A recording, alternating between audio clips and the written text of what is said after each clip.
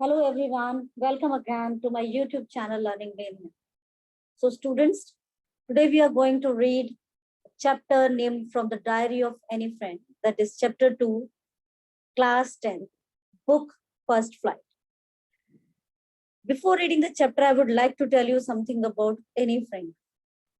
Anne Frank एक ऐसी teenager थी जो कि बहुत छोटी एज में ही just because of that due to those Hitler's policy of concentration camps, इन सब वजह से उनकी जल्दी ही मृत्यु हो गई और एक छोटी एज में उन्होंने अपनी डायरी लिखनी शुरू की।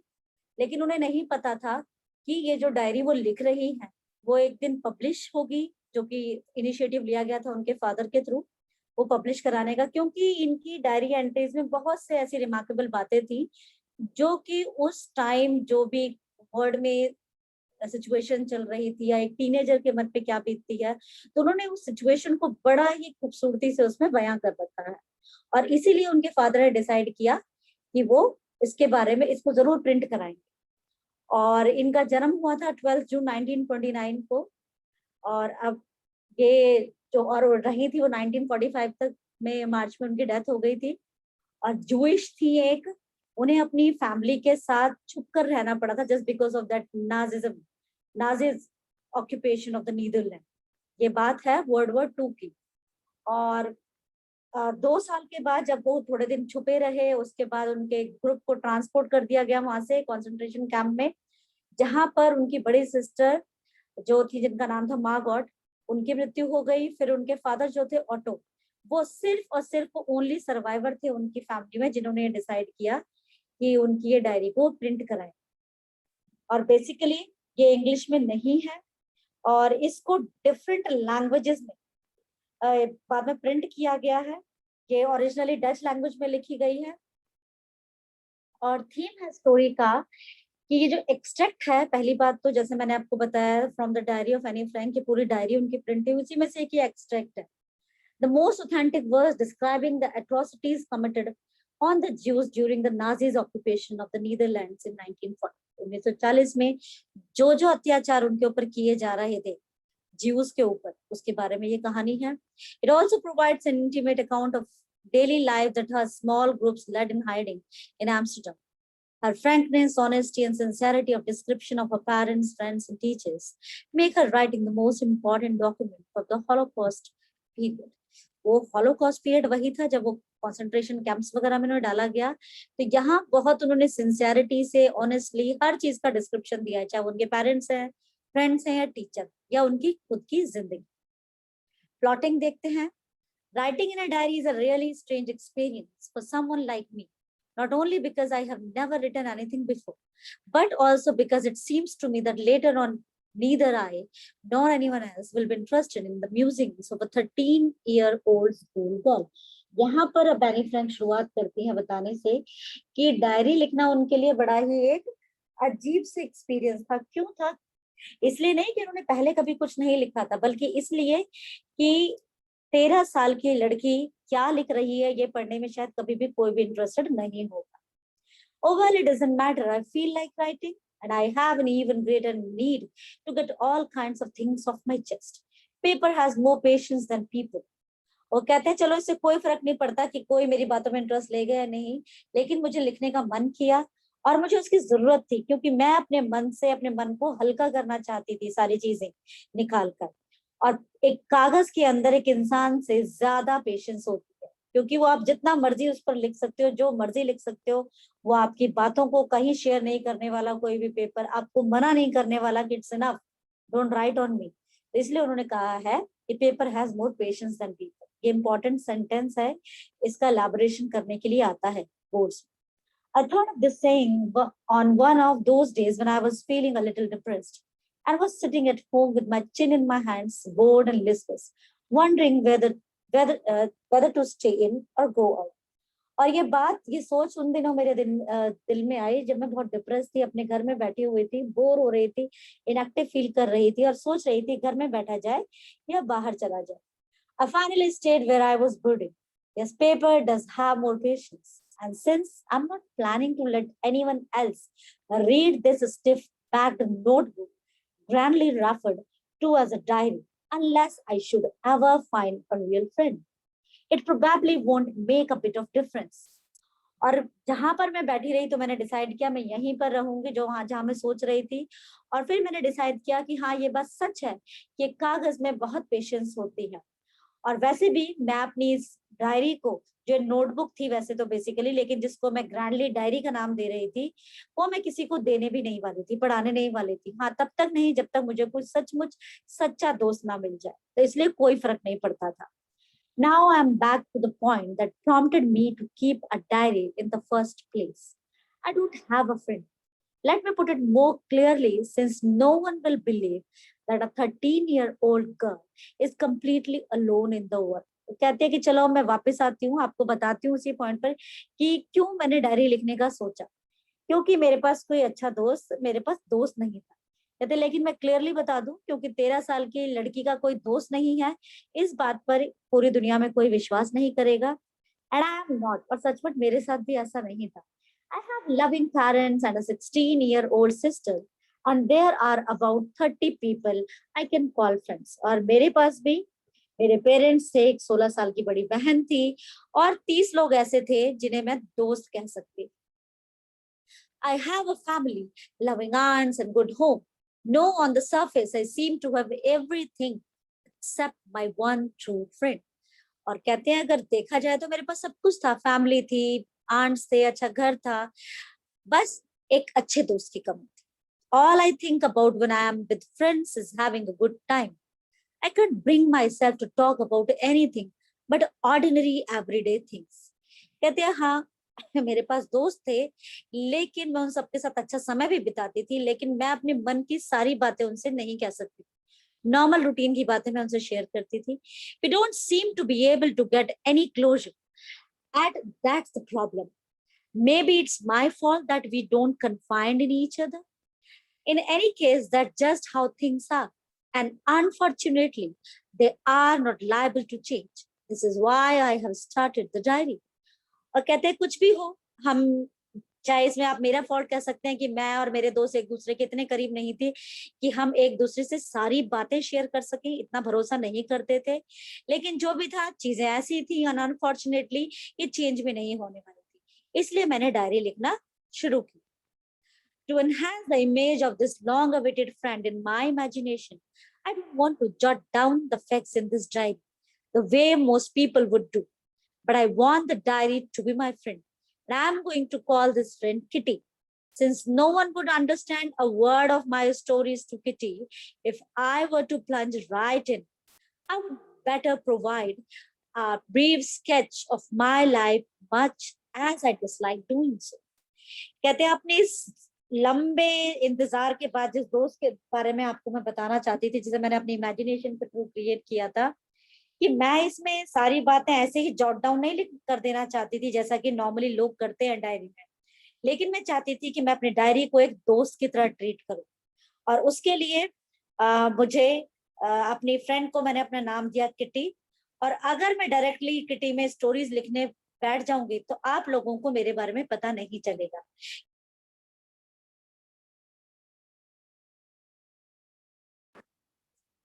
आपको अपनी लाइफ का एक ब्रीफ स्केच दे दो। My father, the most adorable father I have ever seen, didn't marry my mother until he was 36 and she was 25. मेरे फादर जो थे इस दुनिया में सबसे अडोरेबल फादर थे, जैसे कि सभी के फादर होते हैं। और उनकी जब शादी हुई मेरी माँ से, वो 36 के थे और वो 25 की थी। My sister Margot was born in Frankfurt in Germany in 1926. I was born on 12 June 1929. I lived in Frankfurt until I was 4. My father emigrated to Holland in 1933. My mother, Edith Hollander Frank, went with him to Holland in September, while Margaret and I were sent to Ascham to stay with our grandmother. Margaret went to Holland in December and I followed in February, when I was plunked down on the table as a birthday present for Margaret. और Margaret का जन्म हुआ था Frankfurt Germany में 1926 में। मेरा जन्म 12 जून 1929 को हुआ था और हम फ्रैंकफर्ट में ही रहते थे जब तक कि मैं 4 साल की हुई। उसके बाद मेरे फादर जो है एमिग्रेट हो गए हॉलैंड में 1933 में। मेरी मदर के साथ हेडेड हॉलैंडर फ्रैंक, जो कि उनके साथ सितंबर में गई थी। उसके बाद मार्गोट को और मुझे एशियन में अपनी दादी माँ के साथ ही रखा गया था, और मार्गरेट को हॉलैंड ले जाया गया दिसंबर में, और फिर बाद में फेब में मुझे एज अ बर्थडे प्रेजेंट उसके सामने टेबल पे ले जाके रख दिया गया। I started right away at the Montessori Nursery School. I stayed there until I was 6, at which time I started in the first form. In the sixth form, my teacher was Mrs. Caparis, the headmistress. वहां मैंने Montessori nursing school से start किया, जहां मैं जब तक मैं 6 साल आई वाज 6, जब तक 6 साल की नहीं मैं वहीं पे रही। फर्स्ट फॉर्म में मैं थी वहां पर। उसके बाद 6 क्लास तक मेरी जो टीचर थी मिसेस कुपरस, जो कि हेड मिस्ट्रेस भी थी हमारे स्कूल की, उनके साथ। And at the end of the year we were both in tears as we said a heartbreaking farewell. In the summer of 1941, Grandma fell ill and had to have an operation. So my birthday passed with little celebration. और जब हम दोनों अलग अलग हुए उस साल के एंड में, जब मुझे वो स्कूल छोड़ना था, तो मैं और मिसेस कुपरस दोनों ही आंसुओं से भर गए थे, क्योंकि हम दोनों का बहुत अच्छा बॉन्ड बन गया था। और समर 1941 में ग्रैंड माँ बीमार हो गई, उनका एक ऑपरेशन हुआ, जिस वजह से मेरा बर्थडे का ज्यादा सेलिब्रेशन नहीं किया गया। Grandma died in January 1942. No one knows how often I think of her and still love her. Grandma की मृत्यु जनवरी 1942 में हुई, और किसी को भी नहीं पता था कि मैं उन्हें उनकी मृत्यु के बाद भी बहुत प्यार करती थी। This birthday celebration in 1942 was intended to make up for the other, and Grandma's candle was lit along with the rest. और जो 1942 में मेरा बर्थडे सेलिब्रेशन हुआ, वो पहली सेलिब्रेशन के को भी कंप्लीट करने के लिए था।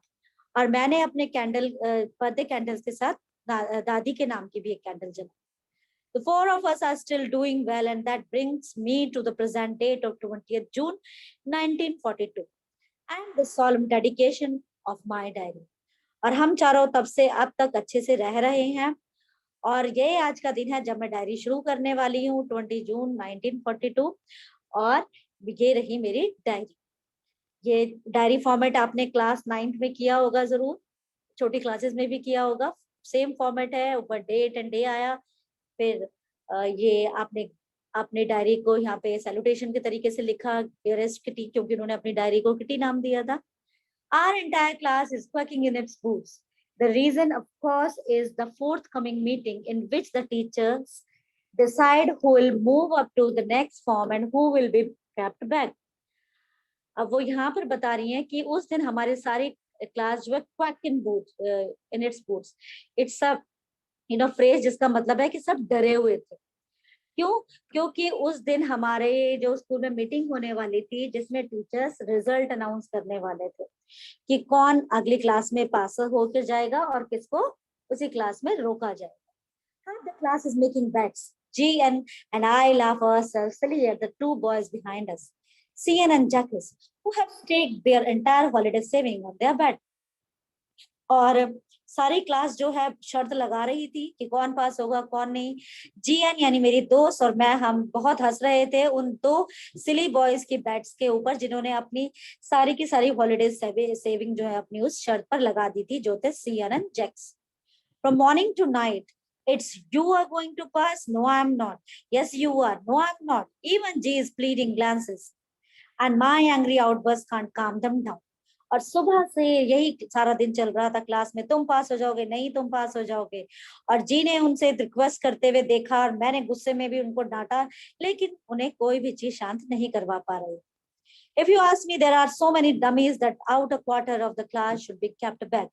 But teachers are the most unpredictable creatures on earth.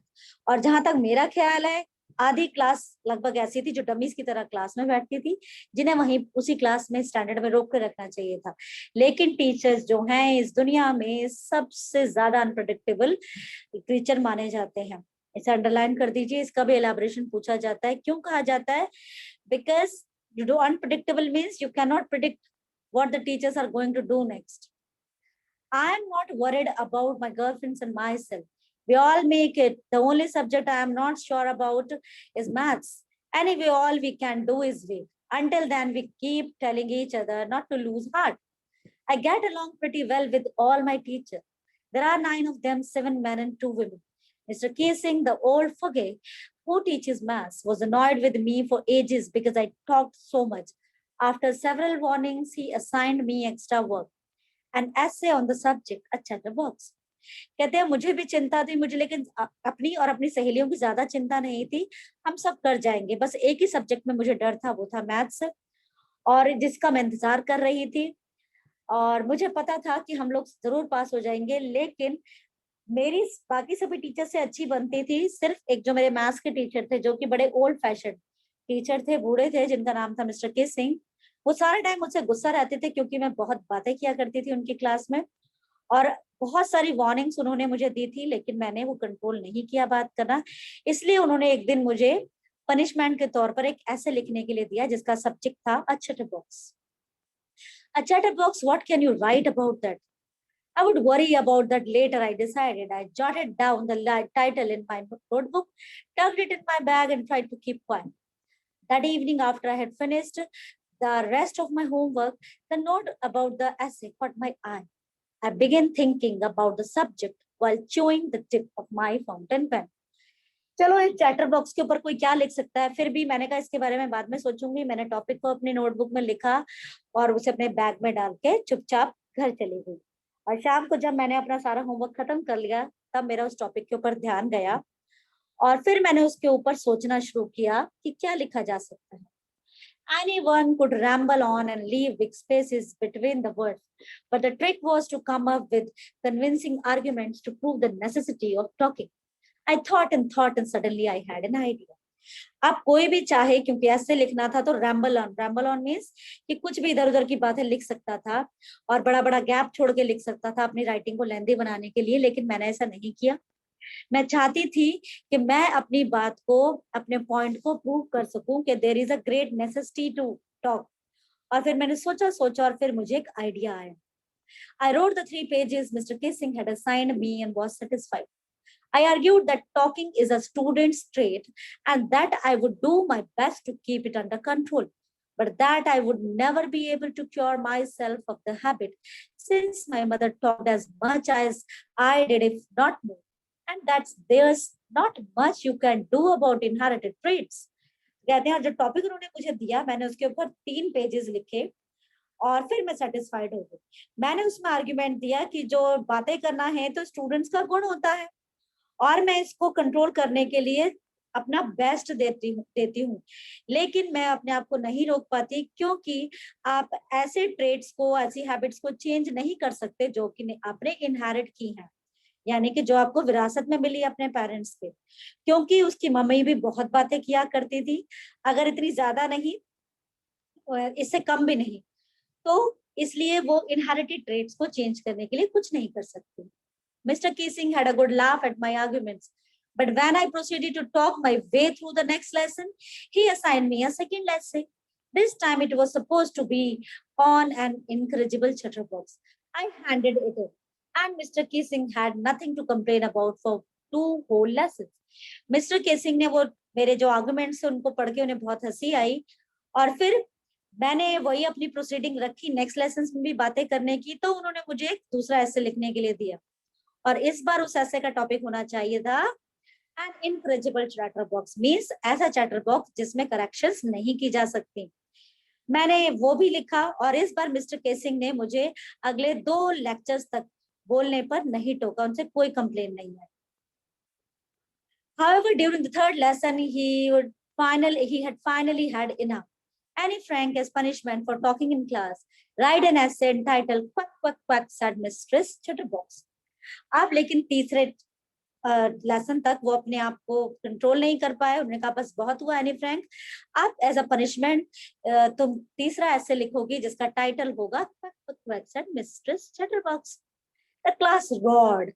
I had to laugh too, though I would nearly exhausted my ingenuity on the topic of chatterboxes.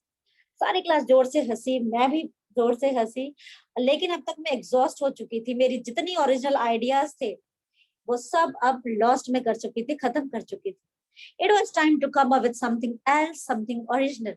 My friend Sunny, who was good at poetry, offered to help me write the essay from beginning to end in verse. I jumped for joy.